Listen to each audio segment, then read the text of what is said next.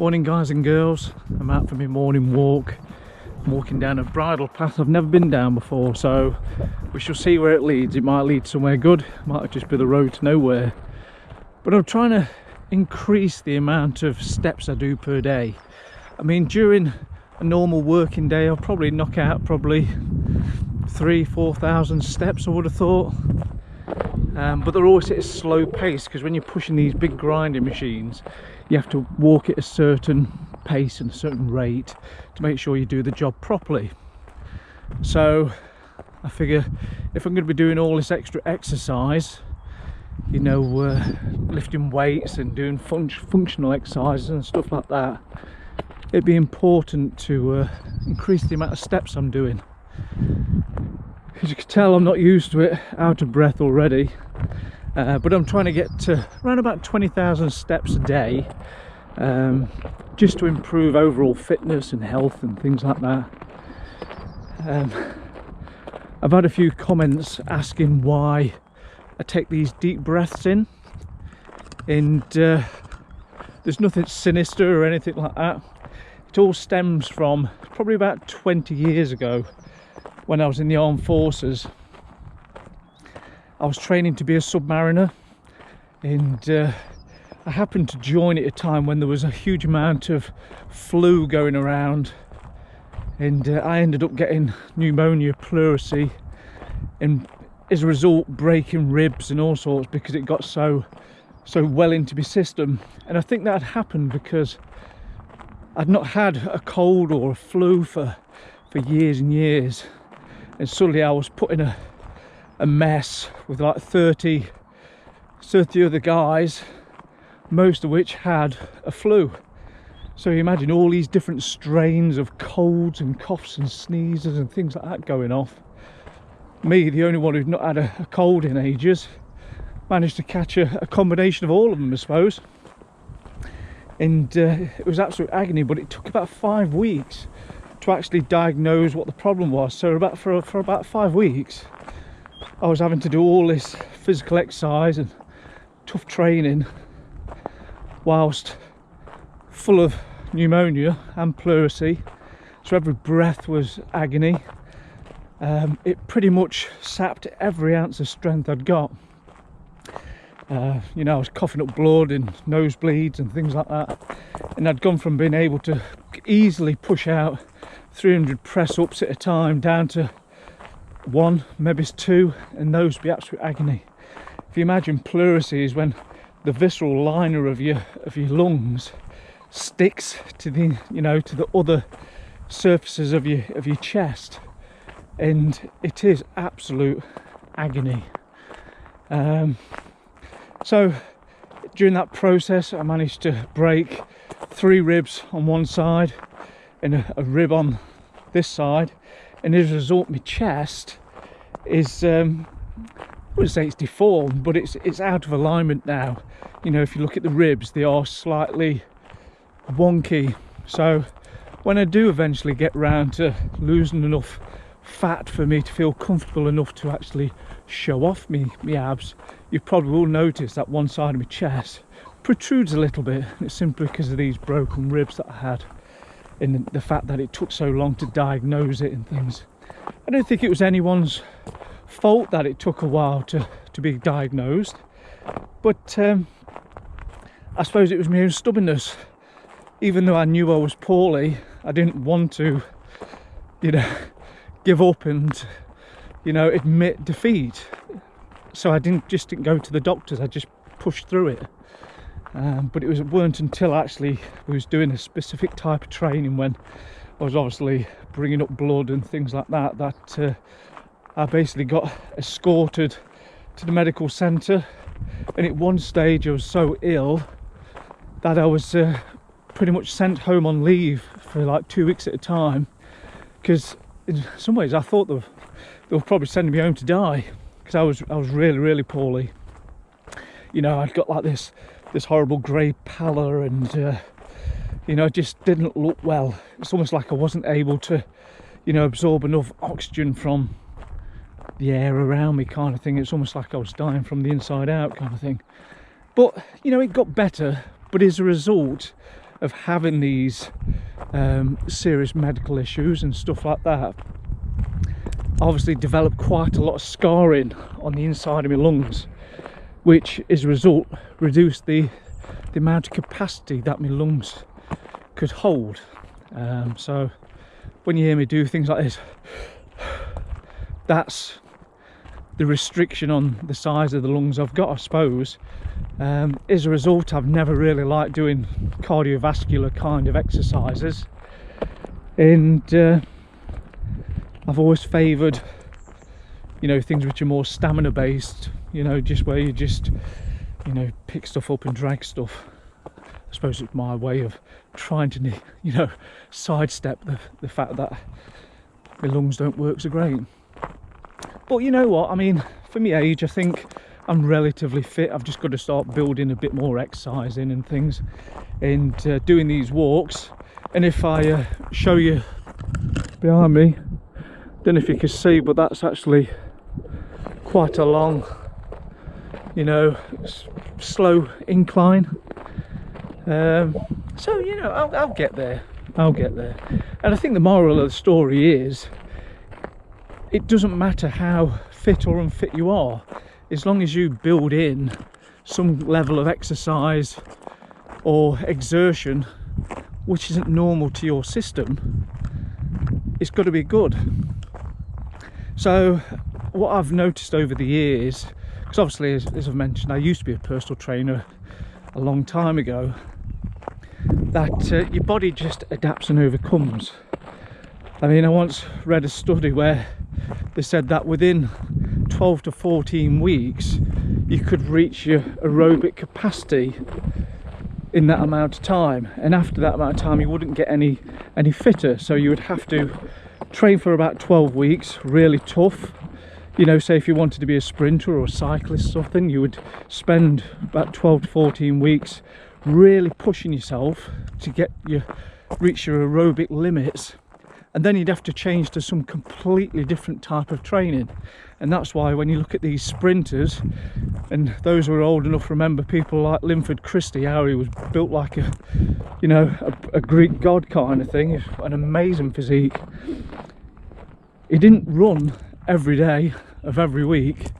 He would run when he, you know, to improve his speed and things like that, and then he would just lift weights. He would do lots and lots of different types of exercise, but never running all the time. So you'd have to, you know, revisit that.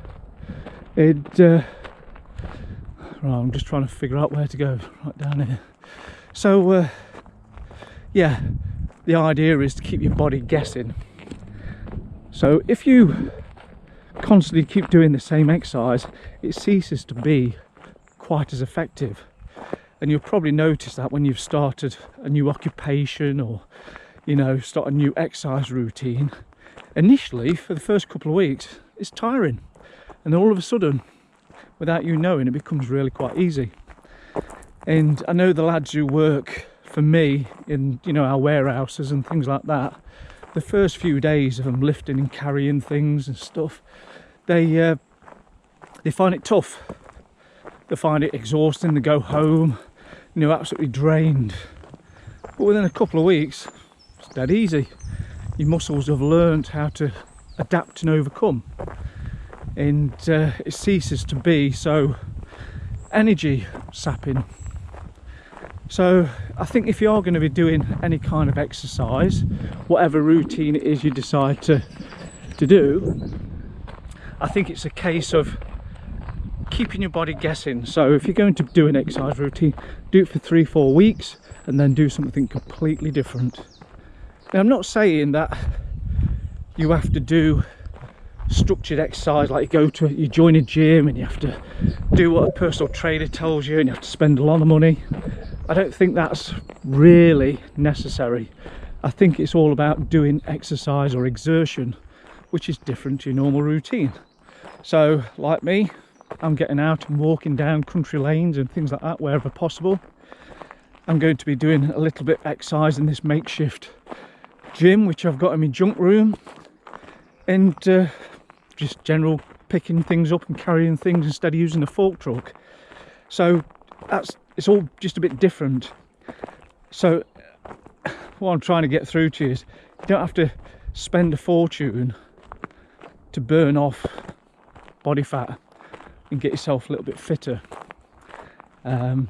Even things like, if you normally drive to all your different destinations, stop a little way out to, you know, find a car park which isn't quite as close to your destination, and then walk the rest. Park at the far side of the car park, you know, so when you get your groceries and things like that, you can then carry it a little bit further. Don't use a trolley to carry around all your groceries. I know sometimes we have big families and we have lots and lots of groceries and stuff, but I'd always remember mother having like 4 bags of shopping in each hand, getting on a bus and then having to walk from one end of the village to the other. I know it's inconvenient, but it certainly gets your heart going, certainly gets you burning extra energy, shall we say. You know, that's actually a steeper hill than I'd imagined. I've no idea where it goes to, but I have a feeling it actually leads down to a river. So let's see. At the moment, I feel like I'm food for the flies, because they're already trying to have a nibble. That's something I've always suffered with all my life. No matter where I've gone, you know, in the world, I always seem to get eaten alive by bugs.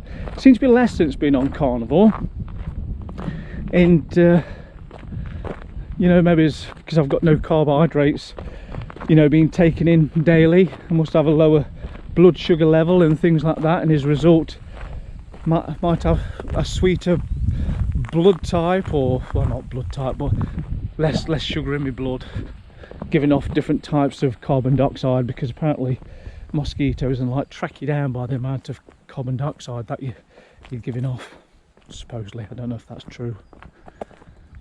Well, this looks really quite nice. Let me show you some of this.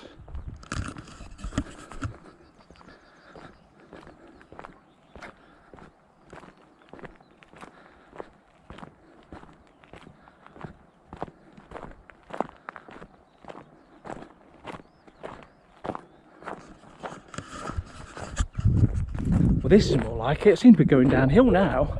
You know, this is a bit easier. So I've come up the hill, I'm now going down the hill. So it's amazing how out of breath you can get, because you're waffling on whilst walking up a hill. You know, it's something different to what I normally do. Normally I'm just walking backwards and forwards within a room, pushing a machine on a totally flat surface. Admittedly, there is obviously physical stress on my body, because these machines often don't like the floor that they're on, and they kick about left and right, and sometimes you have to push them extra hard and things, and they do weigh, you know, they're at least, what, 250 kilos up to about half a ton in weight, so they do take some pushing at times. But yeah, you know what, this is a nice little walk, this. Now look at that. Isn't that fabulous? I think this is going to be one of my new little regular walks wherever possible. And considering I didn't even know it existed, I'm really quite impressed.